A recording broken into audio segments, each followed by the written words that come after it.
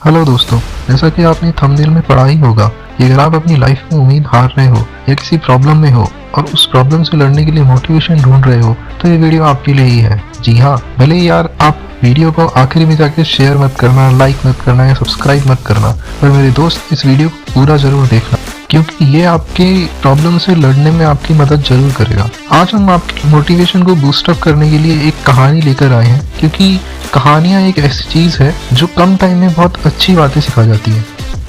तो हमारी आज की कहानी एक दिव्यांग राजा की है जिसके राज्य में कोई भी परेशानी या कोई भी समस्या नहीं थी।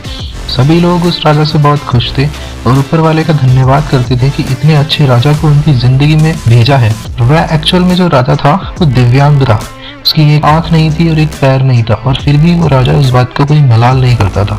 एक दिन की बात है, राजा अपने महल के गलियारे में घूमते घूमते अपने पूर्वजों की जो तस्वीर लगी हुई थी वो देख रहा था और सोच रहा था कि मेरे पिताजी कितने शूरवीर थे, मेरे दादाजी उनसे भी बड़े शूरवीर थे और हमें इतने शूरवीर खानदान में जन्म लेने का मौका मिला, तो मैं कितना खुशनसीब हूँ। तो राजा ने क्या है, सारी तस्वीरें देख ली और सारी तस्वीरें देखने के बाद में वो सबसे आखिरी तस्वीर के वहाँ पर पहुँचा जो एक्चुअल में खाली थी। खाली इसलिए थी क्योंकि उसे पता था कि उस जगह अब उसकी तस्वीर लगेगी और यह सोचकर वो एक्चुअल में टेंशन में पड़ गया। टेंशन इस बात की नहीं थी कि वो मर जाएगा, टेंशन इस बात की थी कि वो एक्चुअल में दिव्यांग था और दिव्यांग होते हुए उसको टेंशन हो रही थी कि यार मेरी तस्वीर कैसे बनेगी, इस गलियारे में तो सारी इतनी शानदार शानदार तस्वीरें लगी हुई है और मेरी तस्वीर पता नहीं कैसी बनेगी। तो राजा ने अपनी इस टेंशन को दूर करने के लिए एक उपाय सोचा। उसने सोचा कि एक काम करता हूँ, मेरे मरने के बाद में पेंटिंग पता नहीं कैसे बनेगी, मेरे जीते जी ही मैं अब पेंटिंग बनवा लेता हूँ। तो उसने राज्य के अंदर जितने भी पेंटर थे उन सबको बुलाया और कहा कि जो मेरी सबसे अच्छी तस्वीर बनाएगा मैं उसे बहुत अच्छा इनाम दूंगा। तो अगले दिन राज्य के सारे पेंटर राजा के बुलावे पर वहाँ पहुंचे और सारे पेंटर्स को ये पता था कि अगर पेंटिंग अच्छी बनी तो राजा इनाम भी बहुत अच्छा देगा। लेकिन दूसरी तरफ एक टेंशन ये भी थी कि यार अगर पेंटिंग अच्छी नहीं बनी तो राजा गुस्सा हो जाएगा और हो सकता है राजा सजा भी दे दे क्योंकि राजा के ना तो एक आंख है और ना ही एक पैर है। तो सारे के सारे बड़े पेंटरों में से कोई भी आगे नहीं आया, लेकिन उन सब में से एक छोटा लड़का था जो उन सब में से आगे आया और उसने कहा राजा से कि राजा मैं आपकी पेंटिंग बनाना चाहता हूँ, मुझे 24 घंटे का वक्त दो।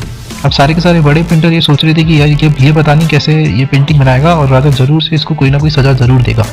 तो राजा ने उस लड़के की बात सुनकर बोला ठीक है, आप 24 घंटे बाद कल बनाकर लाना। अब अगले दिन वो लड़का एक्चुअली पेंटिंग बना के लाने वाला था तो सारा का सारा दरबार पूरा का पूरा भरा हुआ था। अब वो लड़का वो पेंटिंग बनाकर लाया तो सारे के सारे शॉक्ड रह गए, वो जोर जोर से तालियां और सीटी बजाने लगे।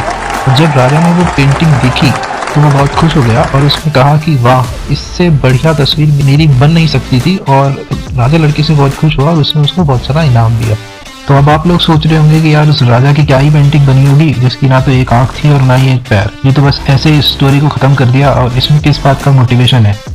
तो अब सुनो, उस लड़के ने उस राजा की तस्वीर में ऐसा क्या बनाया था जो राजा को इतना पसंद आया। उस लड़के ने एक्चुअल के अंदर राजा को एक घोड़े पर बैठाया था और उस घोड़े पर बैठते हुए राजा को तीरंदाजी करते हुए दिखाया था।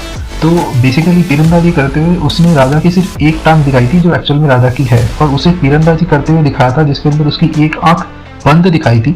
जो बेसिकली जब भी हम कोई निशाना लगाते हैं तो हमारी एक आंख बंद रहती है और दूसरी आंख से हम हमारे निशाने को देखते हैं। तो इस तरीके से उस लड़के ने उस राजा की एकदम बेहतरीन तस्वीर बनाई थी जो राजा को बहुत पसंद आई। Moral of the story is basically राजा और लड़के दोनों के सामने एक सिचुएशन थी, एक टेंशन था कि यार राजा को ये टेंशन थी कि मेरी तस्वीर कैसे बनेगी और लड़के को ये टेंशन थी कि यार अगर तस्वीर खराब हुई तो राजा सजा दे सकता है। लेकिन दोनों ने ही अपनी इस टेंशन के अंदर अपनी पॉजिटिविटी वाली जो खूबी है उसको नहीं छोड़ा और दोनों के दोनों पूरे टाइम पॉजिटिव रहे। लाइकवाइज हम इस कहानी के थ्रू हम आपको ये बताना चाहते हैं कि अगर आप जिंदगी में किसी भी मुकाम पर हो या किसी भी प्रॉब्लम से डील कर रहे हो या आप किसी भी संकट में हो, आप यार पॉजिटिविटी का साथ कभी मत छोड़ो। क्योंकि कहते हैं ना कि लाइफ में अगर आपने उम्मीद छोड़ दी ना तो फिर लाइफ भी आपका साथ छोड़ देती है। क्योंकि भगवत गीता में भी श्री कृष्ण जी ने लिखा है कि जब सब तेरा साथ छोड़ देंगे तब तू ये मत सोचना कि तू अकेला हो गया है, क्योंकि मैं हमेशा तेरे साथ खड़ा हूँ। तो बस मेहनत करता जा, कोशिश करता जा और उसका बेहतर और सबसे बेस्ट रिजल्ट कब और क्या देना है ये मुझे पता है। तो बस यार लाइफ में उम्मीद का साथ कभी मत छोड़ना, क्योंकि जिसने उम्मीद का साथ छोड़ दिया तो फिर जैसा मैंने पहले कहा कि लाइफ भी उसका साथ छोड़ देती है। हर पल पॉजिटिव रहो, खुश रहो और ऊपर वाले के आशीर्वाद के साथ और अपनों के प्यार के साथ अपनी अच्छी और सच्ची मेहनत से कुछ करके दिखाओ ऐसा कि दुनिया बनना चाहे आपके जैसा।